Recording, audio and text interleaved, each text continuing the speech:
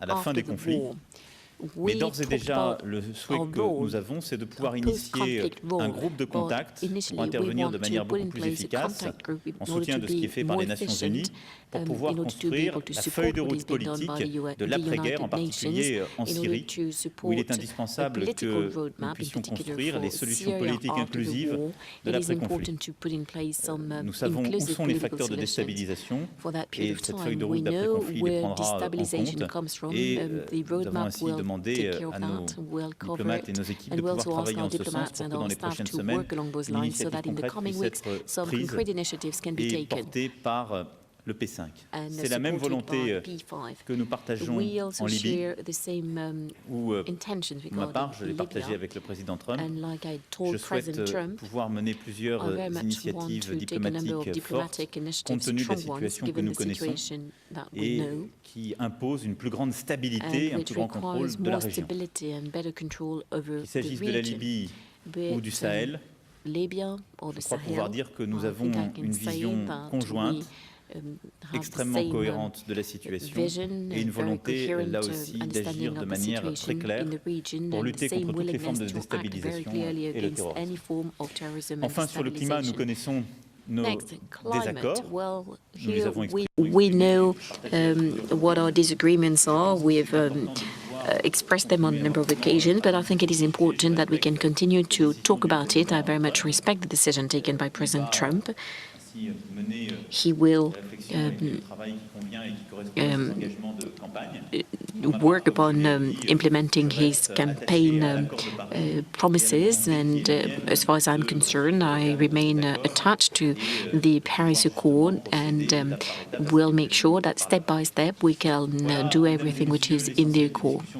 Ladies and gentlemen, this is in summary what we've been talking about. We will continue with a friendly tone and informal one this evening regarding trade and security for both our countries, the fight against terrorism, stability in the Near and Middle East, in Libya or in the Sahel.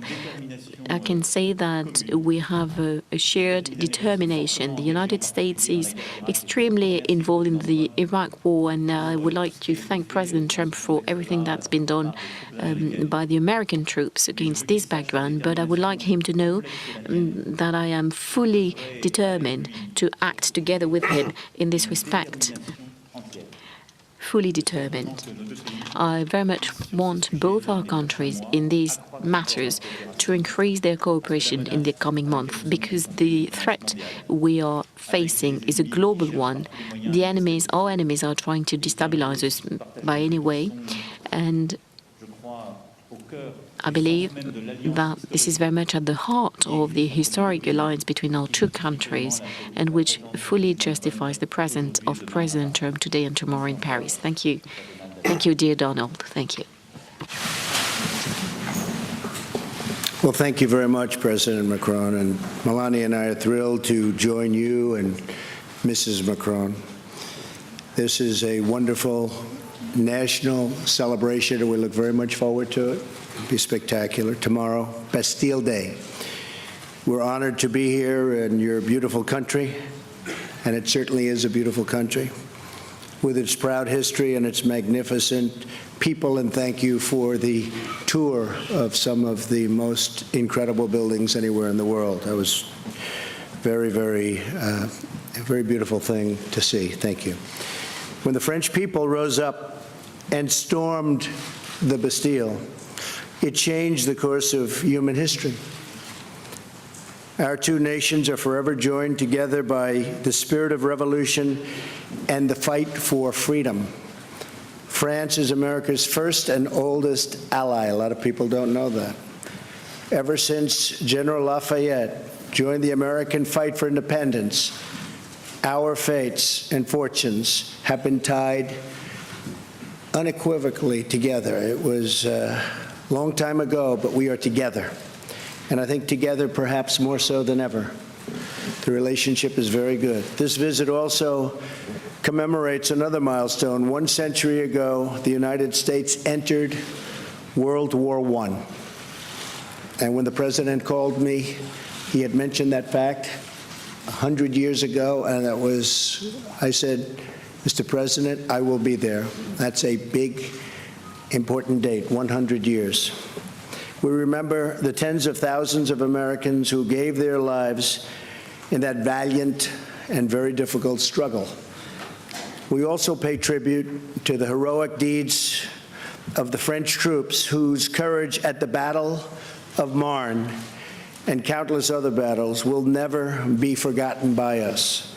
More than 1 million French soldiers laid down their lives in defense of liberty.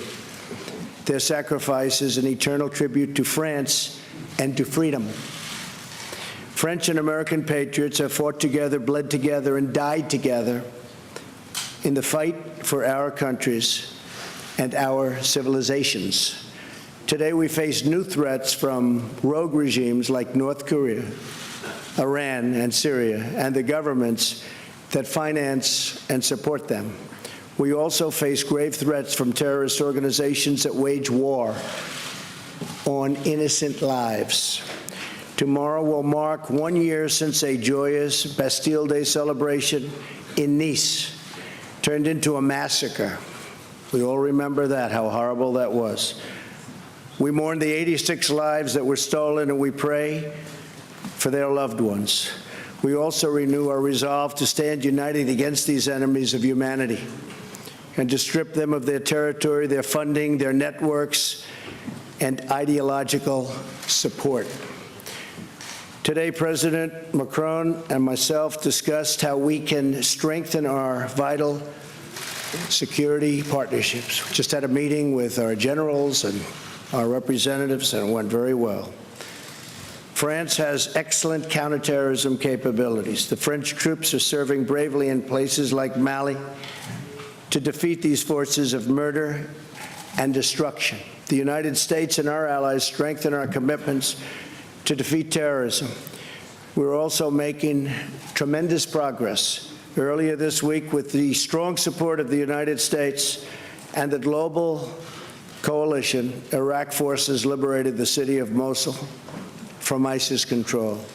Now we must work with the government of Iraq and our partners and allies in the region to consolidate the gains and ensure that the victory stays a victory, unlike the last time. Last week, the G20 leaders also reaffirmed the right to sovereign nations to control their borders. We must be strong from within to defend ourselves from threats from the outside. The nations of the West also face domestic challenges of our own creation, including vast government bureaucracy that saps the strength from our economies and from our societies. For this reason, I applaud President Macron on his courageous call for that less bureaucracy. It's a good chant, less bureaucracy. We can use it too. And a Europe that protects its citizens. We did not become great through regulation. And in the United States, Mr. President, we also have cut regulations at a level that we've never seen before. So we're very proud of that over the last 6 months.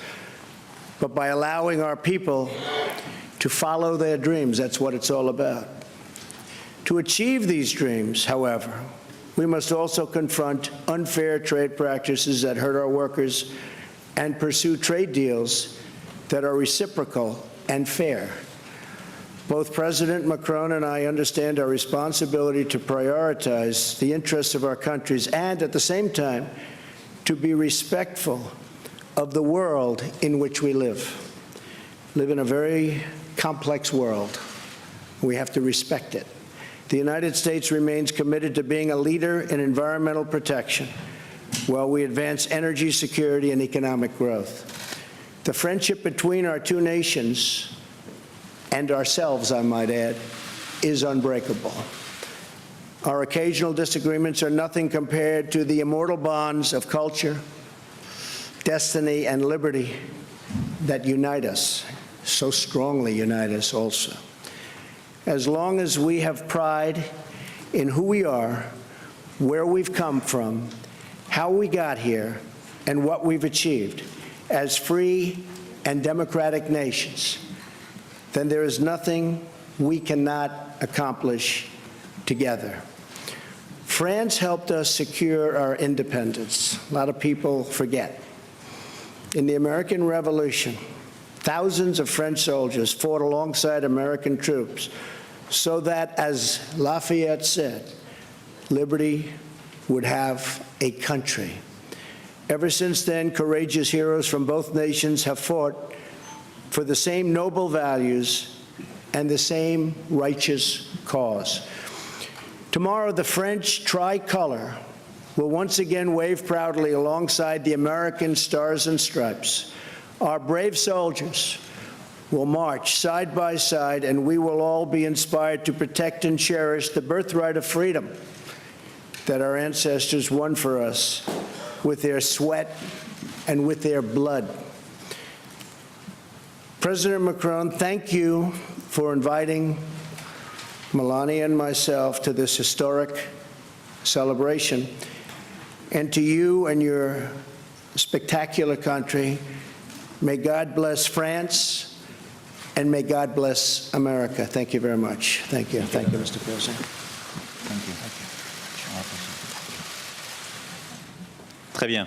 Nous allons prendre, je crois, 4 questions. Very well. I think we will be taking 4 questions. Et ni le président Trump ni moi-même n'avons un micro. Neither President Trump nor myself have a microphone. Alors. He's getting first question, President. Voilà. Allez-y. Messieurs les présidents, bonjour. Alison Tassin.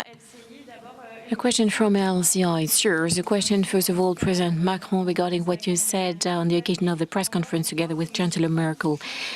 Do you still hope that President Trump, or did you still hope that President Trump could change his mind regarding the Paris Accord? And now, President Trump, is it possible for you to come back to the Paris Accord and change your mind? Next, regarding your relation, how would you describe it today? What about the dinner tonight? Is it going to be a dinner between friends? Well, regarding climate, well, we have a number of disagreements, which are in particular due to the commitments taken by President Trump vis-à-vis his during the presidential campaign. So did I.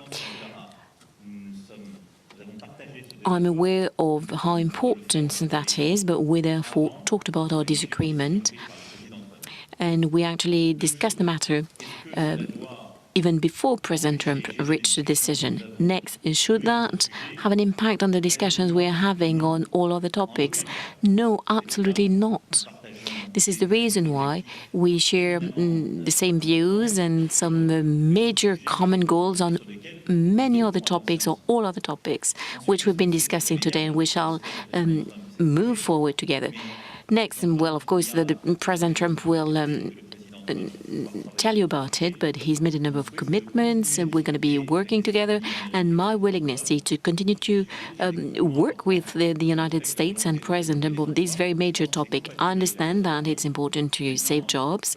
That being said, we shall leave the United States of America work on what is its roadmap and continue to talk about it. So today there's nothing new and unprecedented, otherwise we would have told you about it.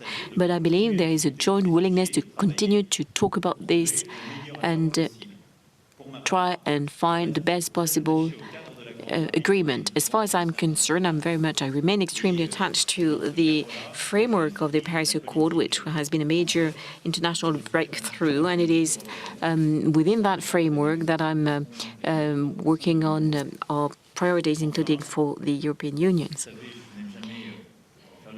Lastly, as you know, I never very much want to comment who we are and what we're doing personally, but I can tell you that this evening at the Eiffel Tower it will be a dinner between friends, because we are the representatives of two countries which have been allies forever, and because we've been able to build a strong relation which is dear to me, because it matters a great deal for both our countries. It will therefore give me great pleasure to have dinner together with you tonight. I think that I can reiterate, we have a a very good relationship, a good friendship, and we look forward to dinner tonight at the Eiffel Tower. That'll be something special. And yeah, I mean, something could happen with respect to the Paris Accord. We'll see what happens. But we will talk about that over the coming period of time. And if it happens, that'll be wonderful. And if it doesn't, that'll be okay too. But we'll see what happens. But we did discuss many things today, including the ceasefire in Syria, and we discussed the Ukraine, we discussed a lot of different topics. We briefly hit on the Paris Accord, and we'll see what happens. Okay? Yes, ma'am. Go ahead.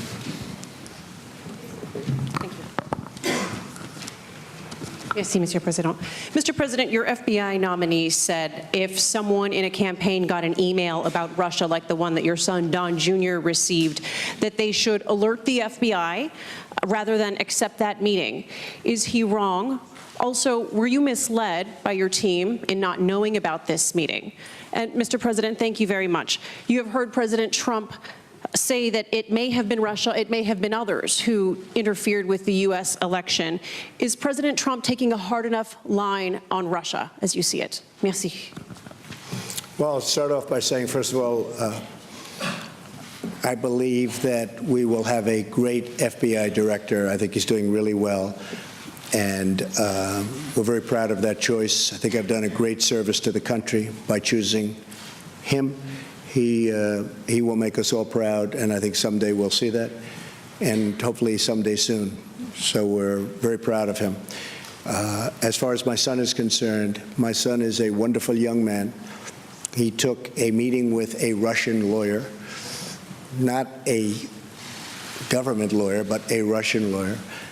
It was a short meeting. It was a meeting that went very, very quickly, very fast. Two other people in the room, I guess one of them left almost immediately, and the other one was not really focused on the meeting.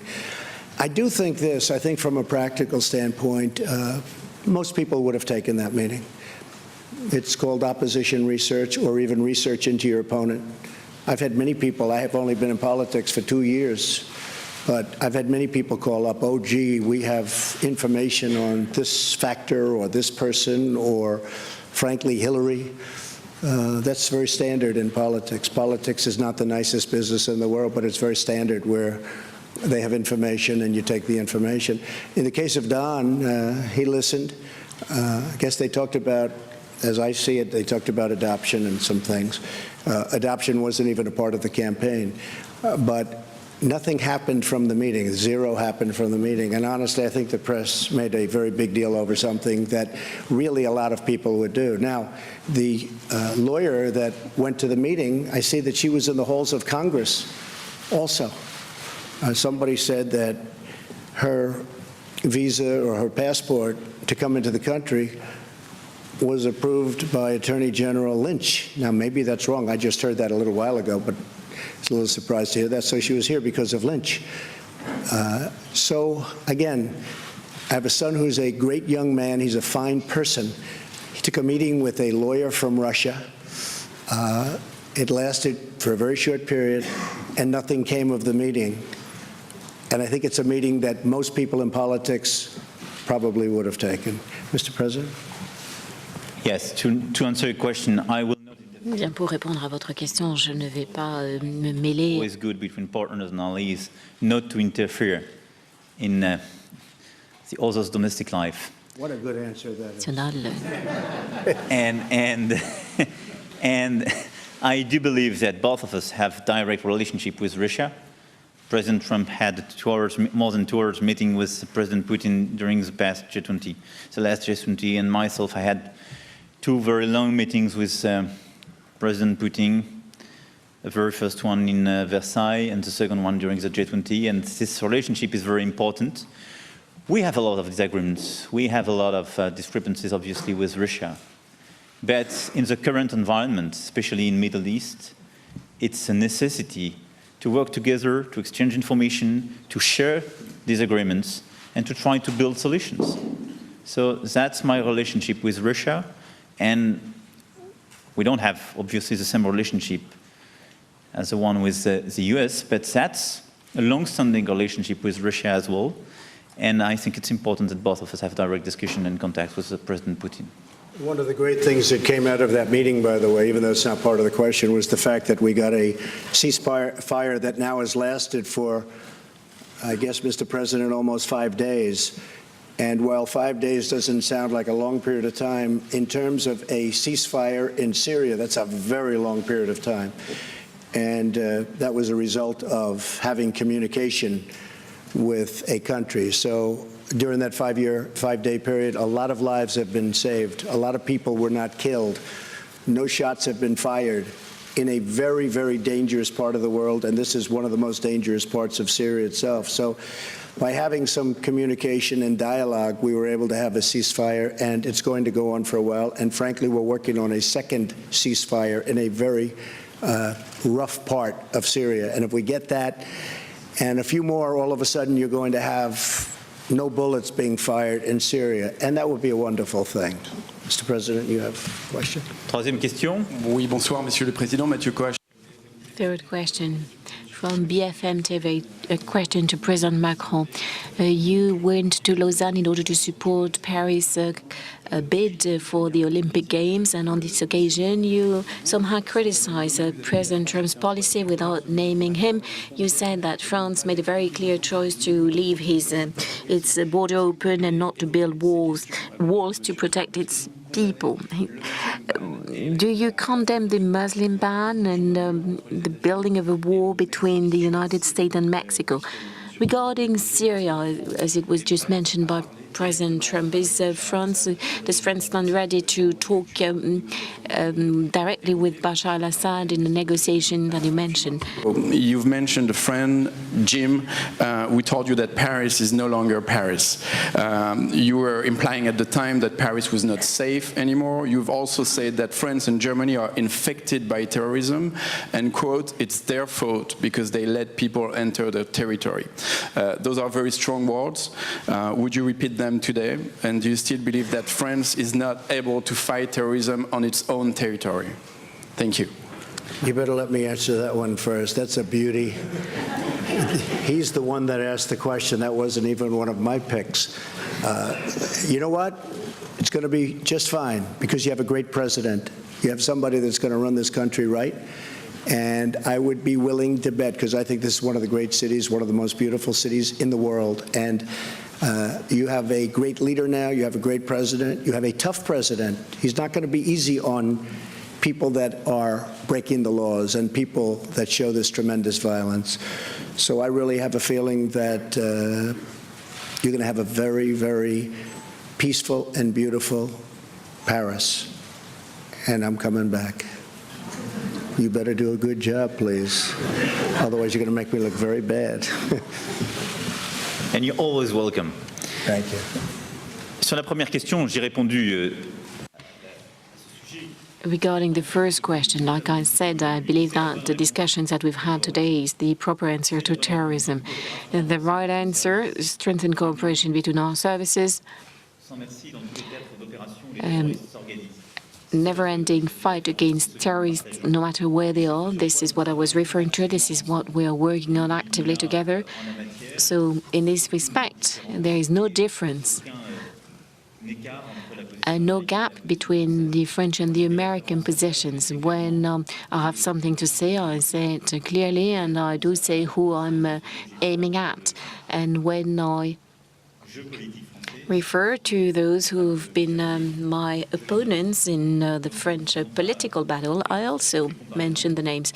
So let us not mix up everything. And regarding the fight against terrorism, I think that the right approach is to have a strengthened cooperation in the field of intelligence, is also to be working together on all the theaters of operation where we are, and I think that the decisions we've reached, they will enable us to do more. Next, your question regarding Bashar al-Assad, which is an important one. Let me put it simply. Indeed, we now have a new approach of Syria, because we want some results and we want to be closely working together with our partners, including the United States of America. We have one main goal, which is to eradicate terrorism, no matter who they are. We want to build an inclusive and sustainable political solution. Against that background, I do not require Assad's departure. This is no longer a prerequisite for France to work on that, because I can only tell you that for 7 years we did not have an embassy in Damas, and still we have no solution. Next, we also have a common red line together with President Trump. He intervened before I was elected, and I said it to President Putin after my election: no use whatsoever of chemical weapons. Any use will lead to reaction, an attack against a reaction regarding the storage places. And next, we also want humanitarian corridors. Also, we want to build a sustainable political stability for Syria. This is our roadmap. In order to stick to it, we need a diplomatic initiative beyond our military actions. This is what we've been agreeing upon, because we want to take an initiative with the members of the Security Council and a number of countries involved in the process, in the matter. Of course, there will be representatives of Assad that will enable us to put in place the roadmap for after the war. But there will also be representatives of the Syrian opposition and people with different backgrounds, and we will talk to all of them against that background. One last question for an American journalist.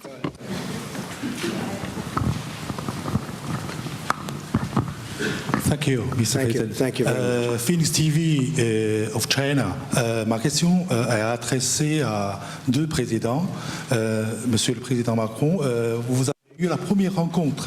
For both presidents, Mr. Macron, you had your first meeting with the Chinese president during the G20 summit. What will France do?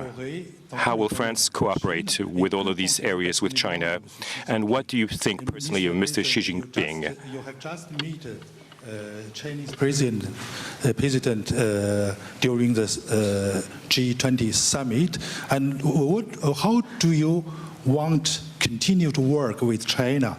And what do you personally think about Mr. Xi Jinping? Thank you very much. Well, he's a friend of mine. I have great respect for him. We've gotten to know each other very well. A great leader. He's a very talented man. I think he's a very good man. He loves China, I can tell you. He loves China. He wants to do what's right for China. We've asked him for some assistance with respect to North Korea.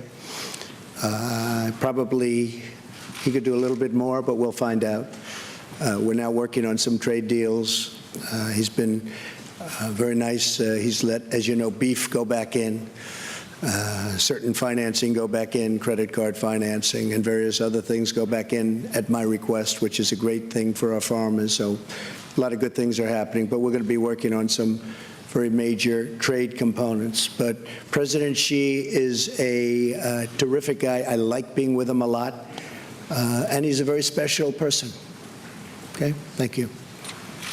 J'ai eu le premier entretien physique après une discussion téléphonique avec le président. I first talked to President Xi over the telephone, then I got to meet him in the margin of the G20 summit in Hamburg. Early next year, I will be traveling to China. We've agreed to it. So I cannot say that he's a friend of mine or that I know him very well, because I very much want to say things as they are.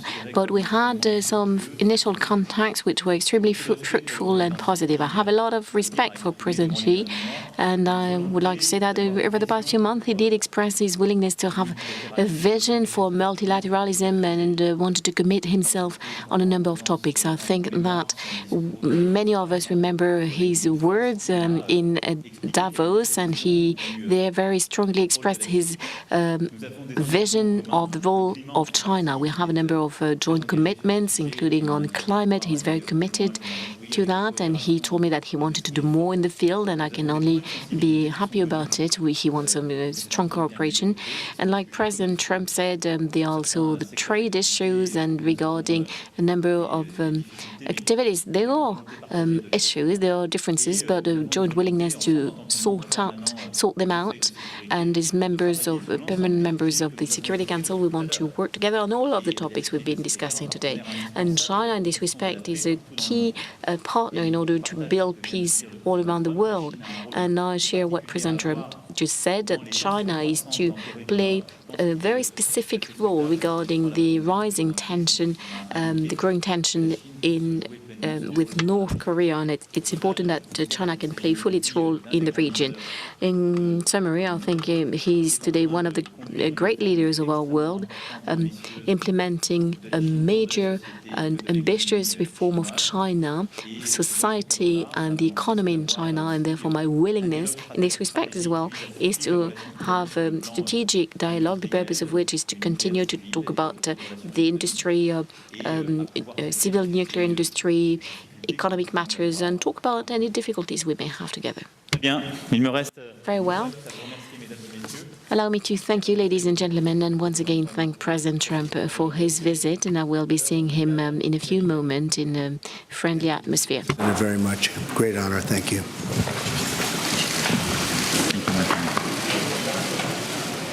Thank you. Thank you. France's President Macron hosting President Trump there in that joint press availability, answering a few questions each.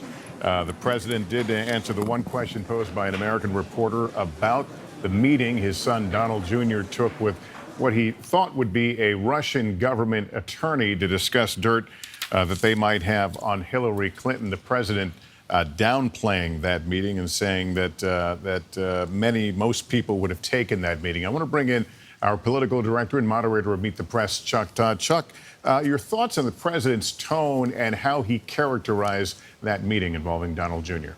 Well, look, I was struck by this was not a feisty president. This is not sort of the aggressive President Trump we've seen, particularly when it comes to Russia stories. There wasn't this knee-jerk defensiveness, but instead at a much different tone. And granted, it was the entire press conference. He had that same sort of tone. Part of it could simply be jet lag, as anybody knows. These are tough overnight trips, and you're always on. But I was struck by that, and then the continued emphasis here.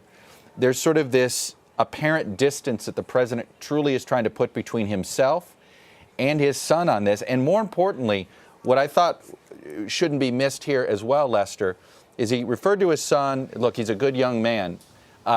Almost trying to make sure people say, hey, maybe he was a little naive. Anybody would have taken that meeting if they're not experienced in politics.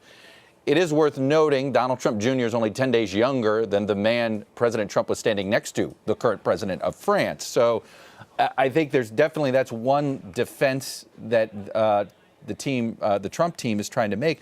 But the other aspect to this that I thought was fascinating was how the president very subtly put distance between his son and his son-in-law, Jared Kushner. He noted that two people, one left almost immediately and the other one wasn't really paying attention at the meeting in an attempt to downplay the meeting itself. Well, the two people he's referring to there are Jared Kushner, the one person that's involved in this that is actually in the White House, in the West Wing right now, and then Paul Manafort, the former campaign manager who was also CC'd on that email and brought in, and he was the one that supposedly was just staring at his phone and didn't pay attention. So it's the subtle details of the defense that the president presented that are worth taking note of and understanding, because I think we're seeing the president try to put some distance between himself and his son on this issue. Show you this picture right now of President Trump and President Macron now exiting the Elysee Palace. They will be attending dinner together. The two couples will be attending dinner at a restaurant at the Eiffel Tower a bit later on. Peter Alexander is at the White House. He's been watching along with us. Peter, actually, let me just want to make sure they're not saying something here before we go to you, Peter. All right. Peter, before we go, let's go to Kristen Welker. Kristen was in the room there at that news conference. Clearly, these two men still have differences over the climate change, the Paris deal. What was the tone, the body language between the two presidents? These are two leaders, Lester, who are looking for a reset of sorts. You will recall that the first time they met at the NATO summit in Brussels a few months ago, there was that long, extended, white-knuckle handshake. A very different vibe today. The two leaders shaking hands, even patting each other on the back at various moments. And that reset on display here as well. You heard them getting pressed on the Paris Climate Agreement. President Macron was infuriated when President Trump announced he was pulling out of the agreement. Macron saying it's an agreement that cannot be renegotiated. A different narrative today when you heard both men say this is something that they are willing to talk about, not only in the bilateral discussion that they just had, but they anticipate that it will be a discussion that continues into their dinner tonight at the Eiffel Tower. I was also struck by the fact that President Trump wasn't more defiant in answering questions about his son-in-law, largely stuck to his script, to his talking points, what we have heard from him as well. And I think that is in part, Lester, because he's trying to turn the page, trying to really shift the narrative away from the Russia controversy, which is consuming him and his White House back at home, Lester. Yeah, and Chris, let me pick up on that with Peter Alexander at the White House. Peter, the president obviously tried to pivot to the success of the ceasefire in Syria, but how much is Russia and his son's meeting, how much is that driving the conversation in the White House right now? Well, he certainly tried to put an ocean between him and that controversy, but it's still swirling, the cloud looming over this administration. I was struck by a couple things in the conversation. First, just the difference between candidate Trump and President Trump. You remember in September of last year, he said Paris is a disaster. Today, he said France is certainly a beautiful country.